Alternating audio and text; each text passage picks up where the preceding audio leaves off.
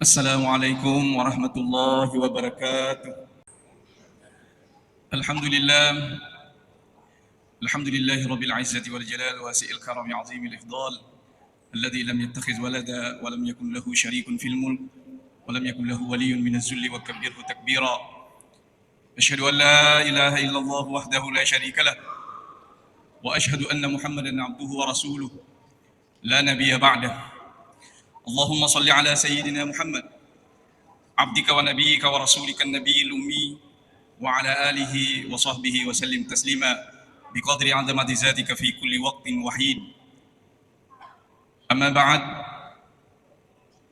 fa ya ibadallah ittaqullaha haqqa tuqatih wa la tamutunna illa wa antum muslimun. Faqad qala Allah ta'ala fi kitabihil karim, a'udzu billahi minasy syaithanir rajim, bismillahir rahmanir rahim. يا أيها الذين آمنوا اتقوا الله ولتنظر نفس ما قدمت لغد واتقوا الله إن الله خبير بما تعملون. وقال أيضا إنا أعطيناك الكوثر فصل لربك وانحر إن شانئك هو الأبتر. صدق الله العظيم وبلغه الرسول الكريم ونحن على ذلك من الشاهدين والشاكرين. Tidak kata yang paling indah kita ucapkan di hari yang mulia ini kecuali mengucapkan puja dan puji syukur kehadirat Allah Subhanahu wa taala, Tuhan yang tiada henti-hentinya melimpahkan rahmat dan karunia-Nya kepada kita semua, sehingga alhamdulillah di hari yang mubarakah ini kita masih sempat hadir di tempat ini, tentu dengan iman, tentu dengan keyakinan kita semua ingin beribadah semata-mata hanya kepada Allah Subhanahu wa taala. Seraya kita senantiasa berdoa, mudah-mudahan Allah Subhanahu wa taala senantiasa memberi kita keistiqomahan dalam beribadah dan ketaatan kepadanya. Demikian pula salawat dan salam semoga senantiasa tercurah kepada baginda Rasulullah sallallahu alaihi wasallam, seorang nabi yang diutus oleh Allah Subhanahu wa taala sebagai rahmatan lil alamin, menjadi rahmat bagi seluruh alam semesta ini. Maka ketika kita mengucapkan salam dan salawat kepadanya, maka itu menunjukkan atas rasa syukur dan terima kasih kita kepada Allah Subhanahu wa taala yang telah mengutus seorang rasul yang telah memberikan petunjuk kepada umatnya jalan yang lurus, jalan untuk menyembah kepada Allah Subhanahu wa ta'ala. Saya selaku khatib hari ini tidak lupa mengingatkan kembali kepada seluruh kaum muslimin, terutama kepada diri pribadi saya sendiri. Marilah kita senantiasa meningkatkan iman dan takwa kita kepada Allah Subhanahu wa ta'ala, dibarengi dengan amal-amal soleh dan kebajikan. Karena kita yakin itu akan menjadi teman setia kita. Ketakwaan, keimanan, dan amal soleh kita akan menjadi bekal terbaik kita. Bahkan di dalam Al-Quran dikatakan, وَتَزَوَّدُوا فَإِنَّ خَيْرَ الزَّادِ التَّقْوَى. Hendaklah engkau berbekal diri, dan bekal diri yang terbaik tidak ada yang lain kecuali ketakwaan. Kata berbekal diri di sini adalah rentetan dari ayat-ayat haji, di mana Allah Subhanahu wa taala mengingatkan bahwa bagi orang yang ingin melaksanakan ibadah haji maka hendaklah dia berbekal, baik perbekalan secara fisik maupun non fisik. Tetapi kata Allah di akhir ayat itu, hendaklah engkau berbekal, dan bekal yang terbaik ketika engkau melaksanakan ibadah haji adalah ketakwaan. Fattaquni ya ulil albab. Wahai orang-orang yang ingin melaksanakan ibadah haji, maka hendaklah engkau bertakwa kepadaku, wahai orang-orang yang memiliki akal pikiran. Takwa secara sederhana bisa kita maknai dipigoi sininna anu nasurangi Allah ta'ala, dan ia dininiri sininna anu napesangkangi Allah ta'ala. Kita mengerjakan apa-apa yang diperintahkan Allah, dan juga kita meninggalkan apa-apa yang dilarang oleh Allah Subhanahu wa ta'ala. Maka jika hal itu kita lakukan, maka sesungguhnya kita akan menjadi orang-orang yang muttaqin, atau orang-orang yang telah bertakwa dan berbekal diri untuk menuju perjalanan-perjalanan berikutnya. Bukankah perjalanan dunia ini adalah salah satu tahapan di antara perjalanan-perjalanan yang akan dilalui oleh umat manusia sampai hari akhirat kemudian? Maka sepantasnya lah Allah mengingatkan kita agar supaya kita berbekal demi untuk perjalanan-perjalanan berikutnya. Kaum muslimin sidang jamaah Jumat yang dimuliakan Allah Subhanahu wa taala. Hari ini kita sudah berada pada tanggal 28 Zulqa'dah, capakna ul Zulqa'dah. Beberapa hari lagi kita akan memasuki bulan Zulhijjah, di mana satu bulan di mana saudara-saudara kita kaum muslimin yang telah mendapatkan panggilan dan karunia dari Allah Subhanahu wa taala akan melaksanakan ibadah haji. Oleh karena itu pada kesempatan ini saya ingin membahas satu surah yang terpendek dari Al-Qur'an, yaitu surah Al-Kautsar. Ya, lebih pendek daripada surah Al-Asr. Wal Asri juga pendek, ayatnya juga 3, sama dengan Al-Kautsar. Tetapi jumlah kata yang ada di dalamnya lebih banyak dibandingkan dengan surah Al-Kautsar. Surah Al-Kautsar ini atau biasa juga disebut dengan surah An-Nahr. Menurut para ulama, surah ini turun atau asbabun nuzulnya adalah satu ketika sahabat Nabi Anas bin Malik yang diriwayatkan oleh Imam Muslim. Dia mengatakan bahwa satu ketika kami berada di sekeliling Nabi Shallallahu Alaihi Wasallam, tiba-tiba beliau terlena sejenak. Kemudian beliau tersadar, kemudian bersabda, telah diturunkan kepadaku satu surah. Lalu beliau membaca surah Al-Kautsar. Inna a'tainakal kautsar, fasholli li rabbika wanhar, inna syani'aka huwal abtar. Sesungguhnya kami telah memberikan kepadamu Muhammad Al-Kautsar. Diartikan dengan nikmat yang banyak. Fasholli li rabbika wanhar, hendaklah engkau melaksanakan salat demi Tuhanmu dan hendaklah engkau berkurban. Inna syani'aka huwal abtar. Sesungguhnya para pembenci mula itulah yang abtar atau yang terputus. Dilihat dari asbabun nuzulnya, maka para ulama ada yang berpendapat bahwa ayat ini atau surah ini dianggap sebagai surah Madaniyah, ayat yang turun di kota Madinah di awal-awal hijrah Nabi Shallallahu Alaihi Wasallam, dengan alasan bahwa hadis ini diriwayatkan oleh Anas bin Malik. Bukankah Anas bin Malik itu nanti masuk Islam setelah awal-awal hijrah, setelah berhijrahnya Nabi Shallallahu Alaihi Wasallam ke kota Madinah?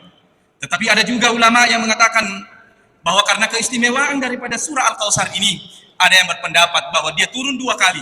Dia turun 1 kali di Mekah, kemudian dia turun 1 kali di Madinah, dengan alasan bahwa inna syani'aka huwal abtar. Pada ujung ayat, pada ujung surah dikatakan bahwa pembencimu itulah yang terputus Muhammad. Mengapa? Karena para pembenci Nabi justru lebih banyak ketika Nabi mendakwahkan Islam ketika berada di kota Mekah. Sehingga kalau kita lihat tema surah ini sesungguhnya adalah Al-Kautsar dan juga sebagai An-Nahr, yaitu membicarakan tentang nikmat Allah Subhanahu wa taala, dan An-Nahr atau kurban. Ya. Kaum muslimin sidang jamaah Jumat yang dimuliakan Allah Subhanahu wa taala. Pada ayat yang pertama ini sangat jelas sekali. Allah Subhanahu wa taala menggunakan kata inna a'tainaka. Sesungguhnya kami memberikan kepada engkau Muhammad. A'tainaka, kanya ini adalah Muhammad. Al-Kautsar. Al-Kautsar ini dalam bahasa Arab berasal dari kata kasirun, artinya banyak. Banyak dari sisi bilangannya maupun banyak dari sisi mutunya. Ya, sehingga dalam beberapa penafsiran ada yang mengatakan bahwa kata Al-Kautsar ini pertama maknanya adalah nikmat. Allah Subhanahu wa taala telah memberikan kepadamu Muhammad nikmat yang banyak. Kemudian makna yang kedua, kata Al-Kautsar juga dijelaskan oleh Nabi pada hadis yang lain bahwa kata Kautsar adalah telaga atau sungai yang ada di hari akhirat nanti, atau telaga yang ada di surga, di mana umat Nabi Muhammad sallallahu alaihi wasallam akan meminumnya, dan setelah dia meminumnya maka dia tidak lagi akan mendapatkan dahaga, tidak akan lagi mendapatkan kehausan. Ya. Kemudian makna yang ketiga, kata Al-Kautsar juga bermakna kami telah banyak memberikan kepadamu Muhammad keturunan. Banyak keturunan Nabi sallallahu alaihi wasallam. Ya, melalui jalur anaknya Fatimah dan cucunya Sayyidina Hasan wal Husain. Itu banyak sekali. Ya. Jadi inilah makna Al-Kautsar, bahwa Allah Subhanahu wa taala berfirman kepada nabinya Nabi Muhammad sallallahu alaihi wasallam bahwa sesungguhnya kami telah memberi engkau banyak nikmat. Allah akan memberimu nanti telaga sungai di surga. Kemudian juga Allah Subhanahu wa taala akan memberikan keturunan yang banyak. Ya, sehingga pada akhir ayat dia katakan, pembencimulah yang terputus, artinya terputus keturunannya orang-orang yang membenci Nabi Muhammad sallallahu alaihi wasallam. Kemudian ayat yang kedua, fasholli li rabbika wanhar. Ya, hendaklah engkau salat demi Tuhanmu dan hendaklah engkau berkurban. Maka menurut para ulama di antaranya Ibnu Abbas mengatakan bahwa kata fasholli itu adalah bermakna secara umum salatlah, tetapi juga kata fasholli ini bermakna salatlah, melaksanakan salat Idul Adha, wanhar, dan sesudahnya hendaklah engkau berkurban. Quraisy Shihab juga memberikan penafsiran bahwa kata fasalli li rabbika wanhar adalah juga bermakna menyembelih binatang kurban pada hari raya Idul Adha, sehingga Idul Adha biasa juga diistilahkan dengan Idul Nahr, ya, hari raya kita kembali berkurban. Kaum muslimin sidang jamaah Jumat yang dimuliakan oleh Allah Subhanahu wa taala. Oleh karena itu surah ini juga menjadi pengingat bagi kita. Ya, kita yang tidak datang, kita yang tidak berangkat melaksanakan ibadah haji, bukan berarti kita tidak mendapatkan keistimewaan amalan yang istimewa, tetapi juga Allah memberi kita kesempatan untuk beribadah, mendapatkan keistimewaan pahala-pahala yang telah disiapkan oleh Allah Subhanahu wa taala.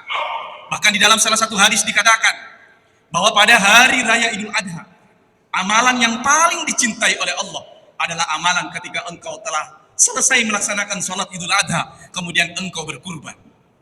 Di dalam ayat Al-Quran juga dalam surah Al-Hajj ayat 37 Allah berfirman, la yanalallaha luhumuha wala dima'uha walakin yanaluhu taqwa minkum kadzalika sakhkharaha lakum litukabbirullaha ala ma hadakum wa basyiril mu'minin. Daging dan darahnya itu sekali lagi tidak akan sampai kepada Allah. Tania darana tania daging letu di Allah Ta'ala. Tetapi yang sampai yanaluhu taqwa minkum, tetapi yang sampai kepada Allah adalah ketakwaan. Artinya orang-orang yang berkurban itu ketika dia menjalankan ketaatan demi Allah Subhanahu wa taala semata, maka itulah yang sampai adalah ketaatan dan ketakwaannya. Kadzalika sakhkharaha lakum, demikianlah Allah menundukkannya bagimu, litukabbirullah, agar engkau membesarkan dan mengagungkan Allah, ala ma hadakum, terhadap apa yang menjadi petunjuk kepadamu, wa basyiril muhsinin, dan gembirakanlah, kabarkanlah kepada orang-orang yang telah berkurban, kabarkanlah kepada orang-orang yang telah berbuat baik bahwa pahalanya sangat-sangat luar biasa. Ya, bahkan ada hadis Nabi Shallallahu Alaihi Wasallam memberikan kecaman, memberikan ancaman bagi orang-orang yang memiliki karunia yang banyak. Ega pahadali nada dia kena karobah. Maka dia Nabi ta man kana lahu sa'atan falam yudhi fala yaqrabanna musallana. Nigi-nigi engka asa ginangar isesena. Dia memiliki harta yang banyak, dia memiliki kekayaan yang banyak, tetapi dia tidak pernah berkurban. Dia kena karobah. Fala yaqrabanna musallana, kata Nabi, janganlah engkau mendekati tempat-tempat salat kami. Begitu bencinya Nabi Shallallahu Alaihi Wasallam. Apa artinya ini? Sekali lagi, ibadah kurban adalah salah satu ibadah yang sangat istimewa dan sangat dicintai oleh Allah Subhanahu Wa Taala. Sehingga itulah ada ulama yang memberikan penafsiran mengapa hari raya Idul Kurban bukan hanya pada hari tanggal 10 Zulhijjah, tetapi kita masih diberi kesempatan pada hari tasyrik, tanggal 11 Zulhijjah, 12 sampai 13. Itu artinya mungkin di antara hamba Allah masih ada yang berpikir-pikir pada tanggal 10, maka roba kagak yare gede. Maka masih diberi kesempatan esoknya, tanggal 11 Zulhijjah, 12 Zulhijjah, sampai tanggal 13 Zulhijjah. Inilah para ulama menjadi salah satu hikmah bagi orang-orang yang ingin berkurban. Kaum muslimin sidang jamaah Jumat yang dimuliakan Allah Subhanahu wa taala. Dan ayat yang ketiga, inna syani'aka huwal abtar. Sesungguhnya pembencimulah Muhammad. Ya, orang-orang yang membenci Nabi banyak sekali. Ya, di antaranya ketika Nabi Shallallahu Alaihi Wasallam mendakwahkan ajaran Islam ini, terutama ketika Nabi berada di Mekah, banyak sekali yang mengutuk dan menyakiti Nabi, sehingga turunlah ayat ini bahwa sesungguhnya pembencimu itulah yang terputus dari nikmat Allah, terputus keturunan mereka, terputus dari syafaat Allah Subhanahu Wa Taala yang diberikan kepada Nabi Muhammad Sallallahu Alaihi Wasallam. Sehingga Syekh Al-Maraghi dalam kitab tafsirnya memberikan penafsiran bahwa inna syani'aka huwal abtar ini adalah yang dimaksud bukanlah sosok Nabi yang dibenci, tetapi yang dibenci sesungguhnya adalah ajaran Nabi yang didakwahkan oleh Rasulullah Sallallahu Alaihi Wasallam. Profesor Quraisy Shihab juga memberikan penafsiran inna syani'aka huwal abtar, bahwa ayat ini juga sekaligus menjadi ancaman bagi orang yang membenci Nabi secara pribadi maupun secara kedudukan. Oleh karena itu, surah Al-Kautsar ini Allah ingin mengingatkan kepada kita, inna a'tainakal kautsar. Sesungguhnya betapa banyak nikmat yang Allah telah berikan kepada kita, maka sudah sepantasnya kita mensyukurinya. Dan salah satu bentuk rasa syukur kita kepada Allah adalah melaksanakan satu ibadah yang sangat-sangat istimewa, adalah ibadah kurban yang dikerjakan setelah kita melaksanakan salat Idul Adha. Kaum muslimin sidang jamaah Jumat yang dimuliakan Allah Subhanahu wa taala, terakhir bahwa kita yang tidak melaksanakan ibadah haji Kata seorang ulama yang bernama Fudail bin Iyad, dia pernah berkata bahwa bisa jadi saudara kita itu wukuf di Arafah. Saudara-saudara kita akan bermalam di Mina atau bermalam di Musdalifah, ya. Atau mereka berkurban, bukan berarti kita yang tidak berada di Mekah untuk melaksanakan semua rangkaian ibadah haji. Kata Fudail bin Iyad, kita juga sesungguhnya mampu melaksanakan haji. Mengapa? Karena ibadah haji sesungguhnya adalah bermakna menuju kepada Allah. Haji bermakna berhenti dari segala dosa dan kehilapan. Haji juga bermakna sebagai bukti atas ketaatan kita kepada Allah. Sehingga Fudail bin Iyad pernah berkata, "Wa man lam yastati al-wuqufu bi Arafah." Barang siapa yang tidak bisa wukuf di Arafah, falyaqif 'inda hududillahi alladhi 'arafahu. Maka hendaklah dia berhenti, hendaklah dia berdiri untuk melaksanakan hukum-hukum Allah Subhanahu wa taala yang telah disyariatkan kepadanya dan yang telah dia ketahui. Wa man lam yastati al-mabit bi Musdalifah. Barang siapa yang tidak mampu bermalam di Musdalifah, ya, falyabit ala ta'atillahi liyuqarribahu. Maka hendaklah dia bermalam, dia menetap diri atas ketaatan kepada Allah Subhanahu wa taala dan mendekatkan diri kepadanya. Wa man lam yaqdir ala zabhi hadiyatan bimina falyazbah hawahu liyablugha fihi almuna. Barang siapa yang tidak bisa menyembelih haji, ya, tidak bisa menyembelih kurban ketika dia berhaji, maka hendaknya dia menyembelih hawa nafsunya. Apa maksudnya menyembelih hawa nafsunya? Dia mampu menahan dan mengontrol hawa nafsunya sehingga tercapailah cita-citanya. Wa man lam yastati al-wusulu lil bait. Barang siapa yang tidak mampu sampai kepada Baitullah, falyaqsid rabbal bait. Yakinlah ketika dia menuju kepada pemilik Tuhan, dia menyembah Allah Subhanahu wa taala, fa innahu aqrabu ilaihi min hablil warid. Maka sesungguhnya ketika dia mendekat kepada Allah, maka dia lebih dekat daripada urat lehernya. Apa maknanya ini? Hakikat ibadah haji sesungguhnya menurut Fudail bin Iyad tidak ada yang lain, adalah rangkaian ibadah yang mengantarkan kita semakin dekat kepada Allah dan juga semakin taat kepada Allah Subhanahu wa taala. Barakallahu li wa lakum fil Qur'anil azim wa nafa'ani wa iyyakum ma fihi minal ayati wa zikril hakim wa taqabbala minni wa minkum tilawatahu innahu huwas samiul alim.